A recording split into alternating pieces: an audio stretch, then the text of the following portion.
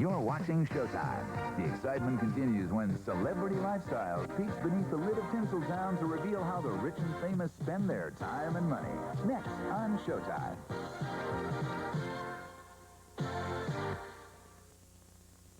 It's the event everyone's been waiting for, and Showtime's got a special invitation just for you. It is my pleasure to invite you to something I've looked forward to for a very long time.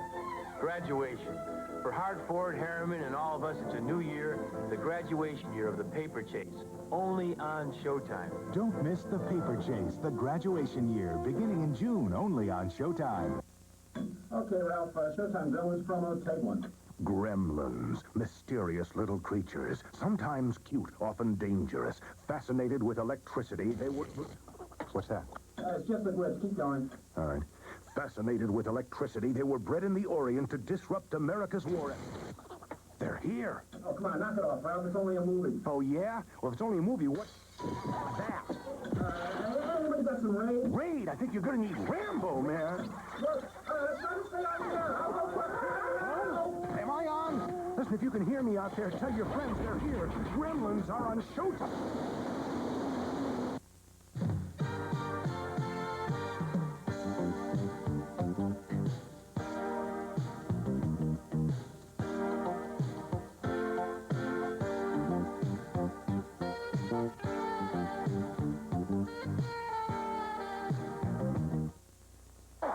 On March 15th, Showtime and Tommy Hearns scored big knockouts when championship boxing hit Showtime. That same night, marvelous Marvin Hagler scored a major knockout of his own over John Mugabe. And now, on June 4th, Showtime presents the Triple Crown live when #1 ranked Davey Moore meets #2 ranked Buster Drayton. And that's not all. Jimmy Paul puts his championship title on the line against Cubanito Perez. And Gabby Canizales, who was awesome in our boxing debut, meets Bernardo Penengo. I'm Bill Harris in Hollywood, introducing you right now to Bob Arum, the boxing superstar who brings the stars to Showtime. It must be a pleasure to be the hottest boxing promoter in the world today. But somewhere in your family, there's someone who says, I sent my son to Harvard, he gets to be a lawyer, now I get a boxing promoter?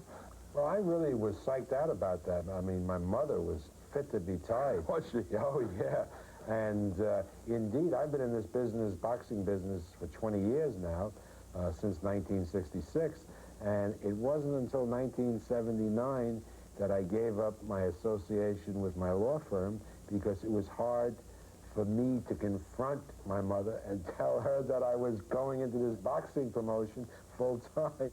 You did take the law degree, and you went to New York City, Deputy District Attorney, under the Attorney General of the U.S. today, Robert Kennedy. Yeah, I was, in 1960, after John Kennedy was elected president, I was asked to come into the U.S. Attorney's office in New York and be the head of the tax division. I had been practicing law for about 4 years at that point, and I accepted because everybody was, caught up in the Kennedy administration. Now, the Kennedy assassination sort of took you out of interest in politics or in the law there?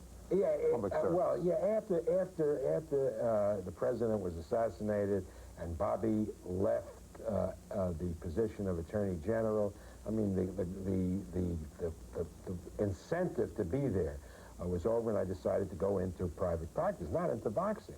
Mm-hmm. While I was in private practice, this is about 1965, and representing people who were involved in televising boxing events, the company that I was representing hired Jimmy Brown, the great football player, to be a commentator on one of the fights.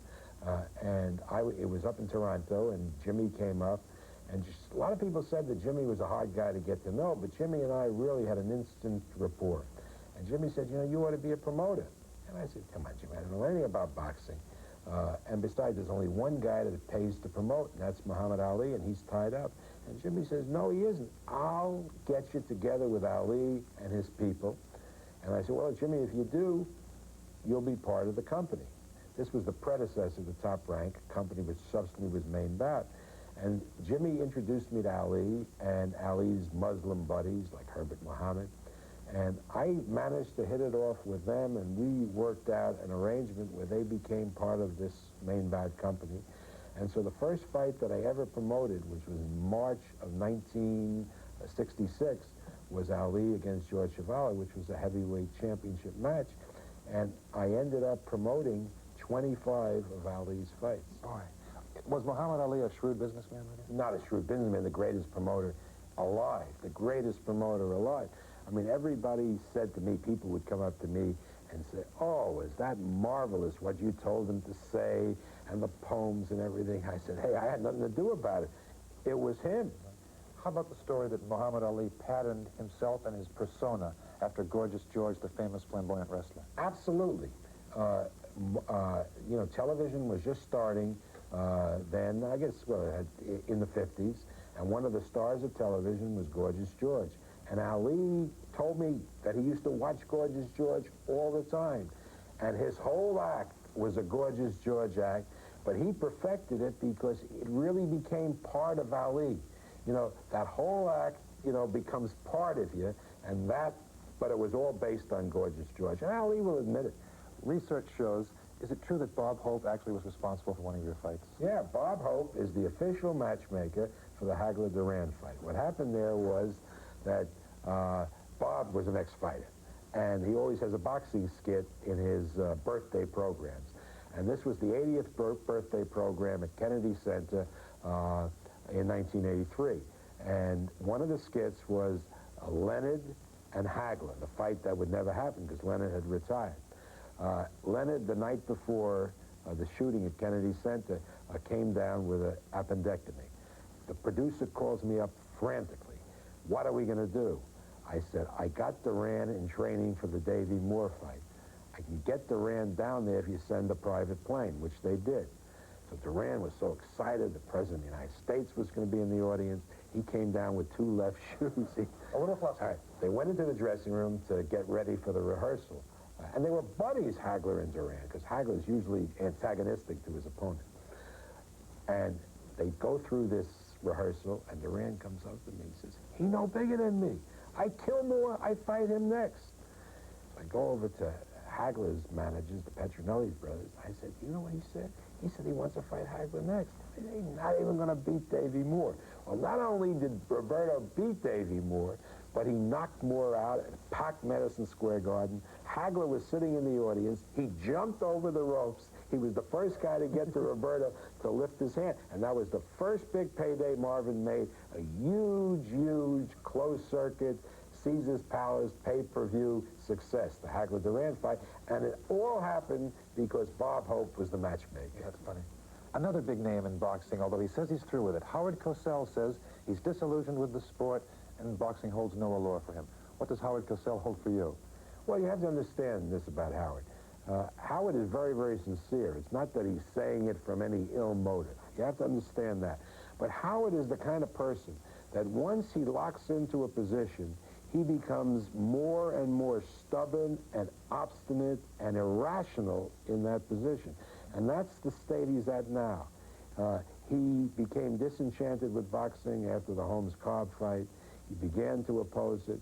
He became hardened into that position. You can't reason with him, and he's really irrational on that approach. But is he sincere in his opposition to boxing? You damn well better believe it. Really? Yeah. And what about the question? Let's deal with it, the brutality of boxing, the opponents say. Well, I don't think boxing is a brutal sport. I think boxing is a great individual sport. It's a contact sport, Bill. And in a contact sport, there are inherent dangers. But there are less chance of serious injuries in boxing, including brain damage, than there are in football, in rugby, and even in soccer where they head the ball so much. So boxing is a safer sport. And modern boxing, which requires head tests, frequent examinations, really does serve to protect the fighters. The problem we have in this country is that those stringent health precautions exist only in certain states, like Nevada, like New Jersey, like California.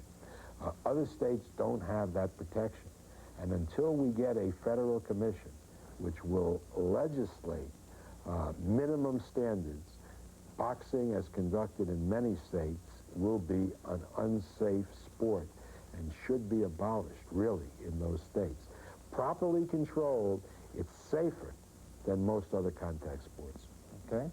One of the most controversial figures in boxing, one of your fellow promoters, the big black fellow whose hair looks like it was done with an egg beater, Don King.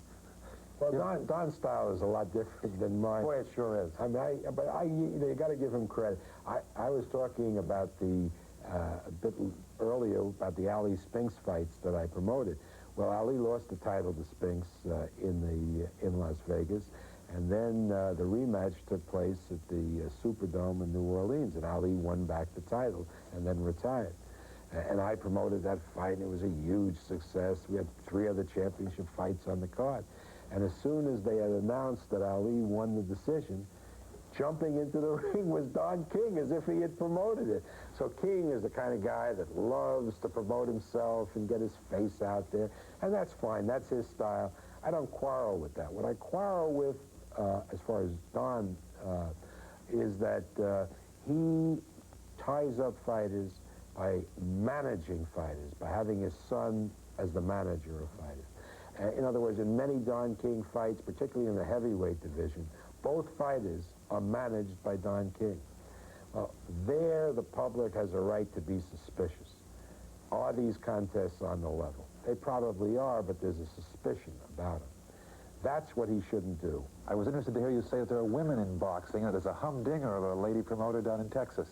The lady Josephine Abercrombie, as we call her in boxing, has, for reasons of her own, decided to go into the boxing promotion field. She's a lovely lady, a great person, and really, to have somebody like that associated with the sport of boxing is a real plus for boxing, because we have in boxing people from every walk of life, from a lady Josephine Abercrombie, one of the wealthiest ladies in the world, to a Don King who's an ex-convict. And yet, that adds to I think, the mystique about boxing, and to it certainly brings about a lot more interest in the sport of boxing. I'm fascinated to read that you were in the Philippines, that you came real close to promoting a very special kind of entertainment in the Philippines with the Marcos family. I almost convinced the Marcos family, well, really Mrs. Marcos and her brother, that I should be the one to handle legalized gambling in the Philippines, and I brought in this English company, and I almost had the concession. But my deal was with Mrs. Marcos, and Mr. Marcos, the president, found out about it, and he wanted his family to be cut in. And so I tried to cut both of them in because I was in on a pass, so to speak, right? But she wasn't having any of it, so I never got the deal. And some Chinese fellow from Hong Kong ended up with the concession. But hey, maybe it's all things for the better, because who knows, established in the Philippines, right, part of that whole group, you know, my ass might be in jail now. They'd be looking in places you don't want them looking. No one does. How about your family, your personal family? What would you do if your son became a boxer? Well, you know, I mean, if he wanted to become a boxer, that was fine. But you see, that's one of the reasons that Jerry Cooney is not so active. It's very, very tough to get rich white kids into a gym and into a ring, you know. Yep. So that question never came up, frankly. Okay. And you don't expect it to? I don't expect, no. I mean, if your mother wasn't happy having a promoter, imagine how she'd be with her grandson, the boxer. Right. No, I don't think that, you know, it takes a special breed of athlete to want to become a boxer, because they work harder than any other athletes. They're the best trained.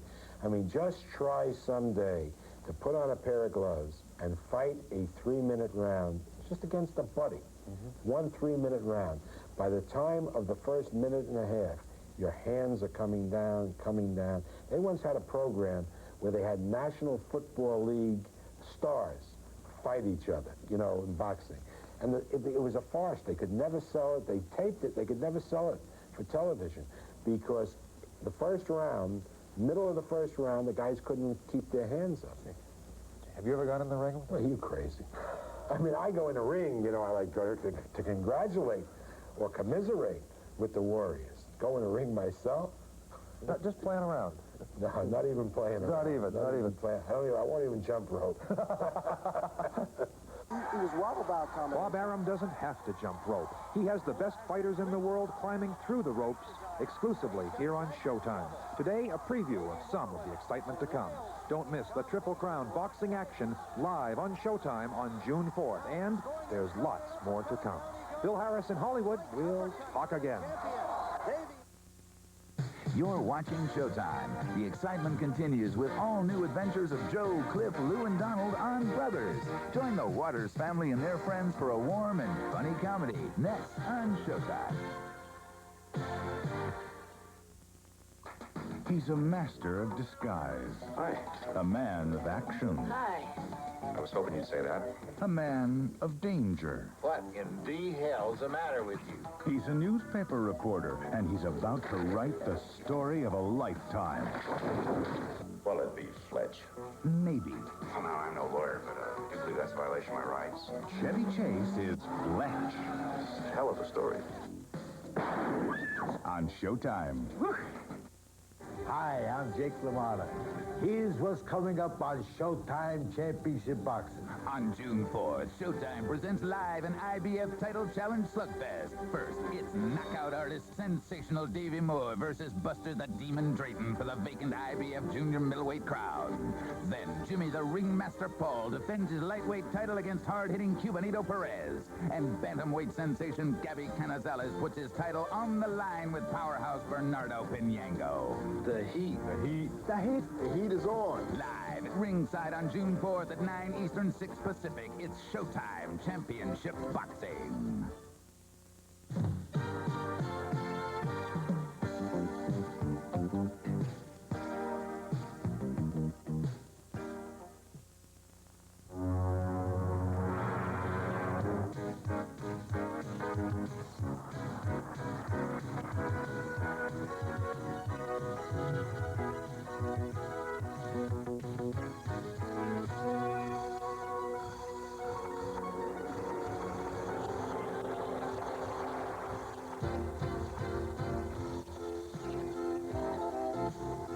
This is a Showtime original comedy presentation.